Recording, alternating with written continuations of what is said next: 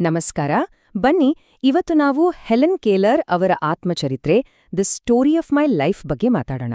ಇದನ್ನ ಕೇವಲ ಒಂದು ಪುಸ್ತಕ ಅಂತ ಹೇಳೋದು ಸರಿ ಹೋಗಲ್ಲ, ಯಾಕಂದ್ರೆ ಇದು ಅಕ್ಷರಶಃ ಕತ್ತಲೆಯಿಂದ ಬೆಳಕಿನೆಡೆಗೆ ಸಾಗಿದ ಒಬ್ಬ ವ್ಯಕ್ತಿಯ ಅದ್ಭುತ ಪಯಣದ ಕಥೆ.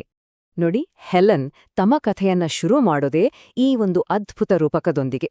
ತಮ್ಮ ಟೀಚರ್ ಬರೋಕ್ಕೂ ಮುಂಚೆ ಅವರ ಜಗತ್ತು ಹೇಗಿತ್ತು ಅಂದ್ರೆ, ದಾರಿನೇ ಗೊತ್ತಿಲ್ದೆ ದಟ್ಟವಾದ ಮಂಜಿನಲ್ಲಿ ಕಳ್ದ್ಹೋಗಿದ್ದ ಒಂದು ಹಡಗಿನ ಹಾಗೆ ಇತ್ತು. ಹಾಗಿದ್ರೆ ಮೊದಲು ನಾವು ಹೆಲೆನ್ ಅವರ ಆರಂಭದ ದಿನಗಳನ್ನ ನೋಡೋಣ. ಕೇವಲ 19 ತಿಂಗಳ ಮಗುವಾಗಿದ್ದಾಗ ಬಂದ ಒಂದು ಕಾಯಿಲೆ ಅವರ ನೋಡುವ ಮತ್ತು ಕೇಳುವ ಶಕ್ತಿ ಎಳುವನ್ನೂ ಕಸಿದುಕೊಂಡ್ಬಿಡ್ತು. ಅವರ ಜೀವನದ ಆರಂಭ ಹೀಗಿತ್ತು ನೋಡಿ. ಜೂನ್ 1880ರಲ್ಲಿ ಹುಟ್ಟಿದ್ದು. ಆದರೆ ಕೇವಲ 19 ತಿಂಗಳಲ್ಲೇ ಒಂದು ನಿಗೂಢ ಕಾಯಿಲೆ ಅವರ ಜೀವನದ ದಿಕ್ಕನ್ನೇ ಬದಲಿಸಿಬಿಟ್ಟು. ಸಂಪೂರ್ಣ ಮೌನ, ಸಂಪೂರ್ಣ ಕತ್ತಲಿನ ಜಗತ್ತಿನಲ್ಲಿ ಅವರು ಉಳಿದುಬಿಟ್ರು. ಅವರ ಶುರುವಿನ ವರ್ಷಗಳೆಲ್ಲ ಹತಾಶೆಯಿಂದಲೇ ತುಂಬಿ ಹೋಗಿತ್ತು.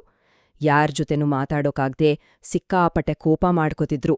ಆದ್ರೆ ಅದು ಕೇವಲ ಹಠ ಆಗಿರ್ಲಿಲ್ಲ, ಅದು ಅವರೊಳಗಿದ್ದ ಮಾತಾಡ್ಬೇಕು ಅನ್ನೋ ತೀವ್ರವಾದ ಹಂಬಲದೊಂದು ಪ್ರತಿಫಲನವಾಗಿತ್ತು. ಇಂತಹ ಒಂದು ಹಂತದಲ್ಲಿ ಅವರ ಕುಟುಂಬ ಸಹಾಯಕ್ಕಾಗಿ ಹುಡುಕಾಟ ಶುರುಮಾಡ್ತು. ಇದೇ ಅವರ ಜೀವನಕ್ಕೆ ಸಿಕ್ಕಿದ ಬಹುದೊಡ್ಡ ತಿರುವು. ಆನ್ ಸಲಿವನ್ ಅವರ ಆಗಮನಕ್ಕೆ ಕಾರಣವಾದ ದಾರಿ ಇದು. ಒಂದು ಪುಸ್ತಕದಲ್ಲಿ ಸಿಕ್ಕಿದ ಸ್ಫೂರ್ತಿಯಿಂದ ಶುರುವಾಗಿ ಅಲೆಕ್ಸಾಂಡರ್ ಗ್ರಹಾಂ ಬೆಲ್ ಅವರ ಸಲಹೆವರೆಗೂ ಪ್ರತಿಯೊಂದು ಹೆಜ್ಜೆಯೂ ಹೆಲೆನ್ರನ್ನ ಒಂದು ಹೊಸ ಭರವಸೆಯ ಕಡೆಗೆ ಕರ್ಕೊಂಡ್ಹೋಯ್ತು. ಹೆಲೆನ್ರ ದೃಷ್ಟಿಯಿಂದ ಆ ಮೊದಲ ಭೇಟಿಯ ಕ್ಷಣವನ್ನ ಈ ಮಾತುಗಳು ಎಷ್ಟು ಅದ್ಭುತವಾಗಿ ಹಿಡಿದಿಟ್ಟಿವೆ ಅಲ್ವಾ? ಅದು ಕೇವಲ ಒಬ್ಬ ಟೀಚರ್ ಬಂದಿದ್ದಲ್ಲ, ಅದು ಪ್ರೀತಿ ಮತ್ತು ಜ್ಞಾನ ಎರಡೂ ಒಟ್ಟಿಗೆ ಬಂದ ಹಾಗೆ. ಈಗ ನಾವು ಹೆಲೆನ್ರ ಜೀವನವನ್ನೇ ಬದಲಾಯಿಸಿದ ಆ ಒಂದು ಕ್ಷಣದ ಬಗ್ಗೆ ನೋಡೋಣ. ಅದೇ ಬಾವಿ ಮನೆಯ ಪವಾಡ. ಶುರುವಿನಲ್ಲಿ ಹೆಲೆನ್ಗೆ ಪದ ಅಂದ್ರೆ ಏನು, ವಸ್ತು ಅಂದ್ರೆ ಏನು, ಇವೆರದರ ನಡುವಿನ ಸಂಬಂಧ ಏನು ಅಂತಾನೆ ಅರ್ಥ ಆಗ್ತಿರ್ಲಿಲ್ಲ. ಆನ್ ಸಲಿವನ್ ಅವರ ಕೈಮೇಲೆ MUG ಅಂತ ಬರೆದ್ರು, WATER ಅಂತಾನೂ ಬರೆದ್ರು.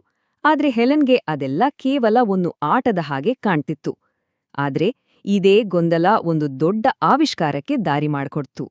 ಬಾವಿ ಮನೆ ಹತ್ತಿರ ಆನ್ ಸಲಿವನ್ ಹೆಲೆನ್ರ ಒಂದು ಕೈಯನ್ನ ತಣ್ಣೀರ ಹರಿಯೋ ಪೈಪ್ ಕೆಳಗೆ ಹಿಡಿದು ಇನ್ನೊಂದು ಕೈಯಲ್ಲಿ WATER ಅಂತ ಬರೆದ್ರು. ಅಷ್ಟೇ, ಆ ಒಂದು ಕ್ಷಣದಲ್ಲಿ ಹೆಲೆನ್ಗೆ ಥಟ್ಟಂತ ಜ್ಞಾನೋದಯ ಆಯಿತು. ಅವರ ಕೈ ಮೇಲೆ ಹರಿತಿದ್ದ ಆ ತಂಪಾದ ವಸ್ತುವೇ ವಾಟರ್. ಭಾಷೆಯ ಇಡೀ ರಹಸ್ಯವೇ ಅವರಿಗೆ ಗೊತ್ತಾಗ್ಬಿಡ್ತು. ತಮ್ಮ ಮೊದಲ ಪದವನ್ನ ಅರ್ಥ ಮಾಡ್ಕೊಂಡ ಆ ಕ್ಷಣದ ಭಾವನಾತ್ಮಕ ಮತ್ತು ಬೌದ್ಧಿಕ ಪರಿಣಾಮ ಎಷ್ಟಿತ್ತು ಅನ್ನೋದನ್ನ ಈ ಮಾತುಗಳು ಸ್ಪಷ್ಟವಾಗಿ ಹೇಳ್ತವೆ. ಅದು ಕೇವಲ ಒಂದು ಪದವಾಗಿರ್ಲಿಲ್ಲ, ಅದು ಅವರಿಗೆ ಇಡೀ ಜಗತ್ತನ್ನೇ ತೆರೆಯೋ ಕೀಲಿಯಾಗಿತ್ತು. ಭಾಷೆ ಅರ್ಥ ಆದ್ಮೇಲೆ ಅದು ಕೇವಲ ಮಾತಾಡೋಕೆ ಸೀಮಿತ ಆಗಿರ್ಲಿಲ್ಲ, ಅದು ಸಂಕೀರ್ಣ ಭಾವನೆಗಳಿಗೂ ಬಾಗಿಲು ತೆರೆಯಿತು. ಹಿಂದೆ ತಾನು ಸಿಟ್ಟಿನಿಂದ ಮುರಿದು ಹಾಕಿದ್ದ ಒಂದು ಗೊಂಬೆ ನೆನಪಾಗಿ ಜೀವನದಲ್ಲಿ ಮೊದಲ ಬಾರಿಗೆ ಅವರಿಗೆ ಪಶ್ಚಾತ್ತಾಪ ಅನ್ನೋ ಭಾವನೆ ಮೂಡ್ತು. ತಾನು ಮಾಡಿದ್ದು ತಪ್ಪು ಅಂತ ಅರ್ಥ ಆಗೋಕೆ ಅವರಿಗೆ ಮೊದಲು ಭಾಷೆ ಅರ್ಥ ಆಗ್ಬೇಕಾಗಿತ್ತು. ಭಾಷೆ ಅನ್ನೋ ಕೀಳಿಕೈ ಸಿಕ್ಕಿದ ಮೇಲೆ ಹೆಲೆನ್ರ ಮುಂದಿದ್ದ ದೊಡ್ಡ ಸವಾಲು ಅಂದ್ರೆ ಅಮೂರ್ತ ವಿಚಾರಗಳನ್ನ, ಅಂದ್ರೆ ಕಣ್ಣಿಗೆ ಕಾಣಿಸ್ದ ವಿಷಯಗಳನ್ನ ಅರ್ಥ ಮಾಡ್ಕೊಳ್ಳೋದು. ಪ್ರೀತಿ ಅಂದ್ರೆ ಏನು? ಈ ಒಂದು ಪರಿಕಲ್ಪನೆಯನ್ನ ಹೆಲೆನ್ ತಮಗೆ ಗೊತ್ತಿದ್ದ ಪ್ರಪಂಚದ ಮೂಲಕನೇ ಅರ್ಥ ಮಾಡ್ಕೊಳ್ಳೋಕೆ ಪ್ರಯತ್ನಿಸಿದ್ರು. ಪ್ರೀತಿ ಅಂದ್ರೆ ಹೂವಿನ ವಾಸನೆನಾ?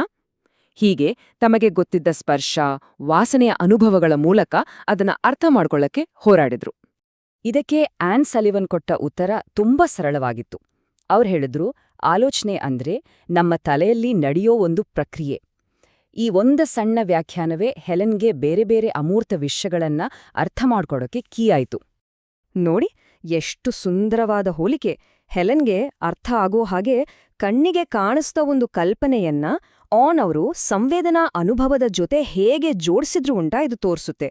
ಪ್ರೀತಿಯನ್ನ ಮುಟ್ಟೋಕೆ ಆಗಲ್ಲ, ಆದ್ರೆ ಅದನ್ನ ಅನುಭವಿಸ್ಬೋದು ಅನ್ನೋ ಸತ್ಯ ಅವರಿಗೆ ಮನವರಿಕೆಯಾಯಿತು. ಈ ಭಾಗದಲ್ಲಿ ನಾವು 2 ಪ್ರಮುಖ ಆದ್ರೆ ತದ್ವಿರುದ್ಧವಾದ ಅನುಭವಗಳನ್ನ ನೋಡ್ತೀವಿ. ಒಂದು ತಮ್ಮ ಧ್ವನಿಯನ್ನ ಕಂಡುಕೊಂಡಿದ್ದು, ಮತ್ತೊಂದು ಬಹಳ ನೋವಿನ ಆರೋಪವನ್ನ ಎದುರಿಸಿದ್ದು. ಮಾತಾಡ್ಬೇಕು ಅನ್ನೋ ಆಸೆ ಅವರಲ್ಲಿ ತುಂಬಾನೇ ಇತ್ತು.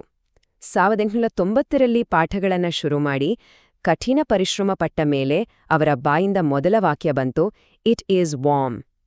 ಆ ಕ್ಷಣದಲ್ಲಿ ಅವರು ನಾನೀಗ ಮೂಕಳಲ್ಲ ಅಂತ ಖುಷಿಯಿಂದ ಉದ್ಗರಿಸಿದ್ರು. ಇದು ಜಗತ್ತಿನ ಜೊತೆ ಸಂಪರ್ಕ ಸಾಧಿಸೋ ದಾರಿಯಲ್ಲಿ ಒಂದು ದೊಡ್ಡ ಮೈಲಿಗಲ್ಲಾಗಿತ್ತು. ಆದರೆ ಯಶಸ್ಸಿನ ಹಿಂದೆ ಒಂದು ದೊಡ್ಡ ಸಂಕಷ್ಟ ಬಂತು. ಅವರು ಬರೆದ ಫ್ರಾಸ್ಟ್ ಕಿಂಗ್ ಅನ್ನೋ ಕತೆ ಅವರನ್ನ ಕೃತಿಚೌರ್ಯದ ಆರೋಪಕ್ಕೆ ಗುರಿಮಾಡಿತು. ಇದು ಅವರ ಬಾಲ್ಯದ ಅತ್ಯಂತ ನೋವಿನ ಘಟನೆಗಳಲ್ಲಿ ಒಂದಾಗಿತ್ತು. ಈ ಘಟನೆ ಅವರ ಮೇಲೆ ಎಷ್ಟು ಕೆಟ್ಟ ಪರಿಣಾಮ ಬೀರಿತು ಅಂದ್ರೆ ಬರೆಯೋ ಆಸಕ್ತಿನೇ ಬಹುತೇಕ ಹೊರಟೋಗಿತ್ತು. ಪ್ರತಿಯೊಂದು ವಾಕ್ಯ ಬರೆಯುವಾಗ್ಲೂ ಇದು ನಂದೇನಾ ಅಥವಾ ಬೇರೆಯವರಿಂದ ಕೇಳಿದ್ದ ಅನ್ನೋ ಭಯ ಅವರನ್ನ ಕಾಡೋಕ್ ಶುರುವಾಗಿತ್ತು. ಇನ್ನು ಕೊನೆಯ ಭಾಗ, ಕಾಲೇಜಿಗೆ ಸೇರ್ಬೇಕು ಅನ್ನೋ ತಮ್ಮ ಬಾಲ್ಯದ ಕನಸನ್ನ ನನಸು ಮಾಡಿಕೊಳ್ಳೋಕೆ ಹೆಲೆನ್ ಮಾಡಿದ ಆ ಹೋರಾಟದ ಪಯಣವನ್ನ ಇದು ವಿವರಿಸುತ್ತೆ. ಅವರ ಕನಸು ರಾಡ್ಕ್ಲಿಫ್ ಕಾಲೇಜಿಗೆ ಸೇರೋದಾಗಿತ್ತು. ಆ ಗುರಿಯನ್ನ ತಲುಪೋ ದಾರಿಯಲ್ಲಿನ ಕೆಲವು ಪ್ರಮುಖ ಮೈಲಿಗಲ್ಲುಗಳು ಇವು. ಊಹಿಸ್ಲು ಆಗದ ಅಡೆತಡೆಗಳನ್ನ ದಾಟಿ ಅವರು ಒಂದೊಂದೇ ಹಂತವನ್ನ ಯಶಸ್ವಿಯಾಗಿ ಪಾರ್ ಮಾಡಿದ್ರು. ಪ್ರತಿಯೊಂದು ಹಂತವೂ ನಿಜಕ್ಕೂ ಒಂದು ದೊಡ್ಡ ಸಾಧನೆಯೇ ಆಗಿತ್ತು. ಈ ಶೈಕ್ಷಣಿಕ ಪ್ರಯಾಣ ಅಷ್ಟು ಸುಲಭವಾಗಿರ್ಲಿಲ್ಲ. ಬ್ರೈಲ್ ಲಿಪಿಯಲ್ಲಿ ಪುಸ್ತಕಗಳೇ ಇರ್ತಿರ್ಲಿಲ್ಲ, ವಿಶೇಷ ಶಿಕ್ಷಣದ ಬಗ್ಗೆ ಗೊತ್ತಿಲ್ಲದ ಟೀಚರ್ಗಳು, ಹೀಗೆ ಸವಾಲುಗಳ ದೊಡ್ಡ ಪಟ್ಟಿಯೇ ಇತ್ತು. ಈ ಎಲ್ಲಾ ಅಡೆತಡೆಗಳನ್ನ ದಾಟೋಕೆ ಆನ್ ಸಲಿವನ್ ಅವರ ಪಾತ್ರ ತುಂಬಾನೇ ಮುಖ್ಯವಾಗಿತ್ತು. ಬಹುಶಃ ಆನ್ ಇಲ್ಲದಿದ್ರೆ ಈ ಪಯಣ ಅಸಾಧ್ಯ ಆಗ್ತಿತ್ತೇನೋ. ಕೊನೆಗೆ ಹೆಲೆನ್ ಕೆಲ್ಲರ್ ಈ ಕತೆ ಇದೆಯಲ್ಲ, ಅದು ನಮ್ಮೆಲ್ಲರ ಮುಂದೊಂದು ಬಹಳ ಮುಖ್ಯವಾದ ಪ್ರಶ್ನೆ ನೀಡುತ್ತೆ.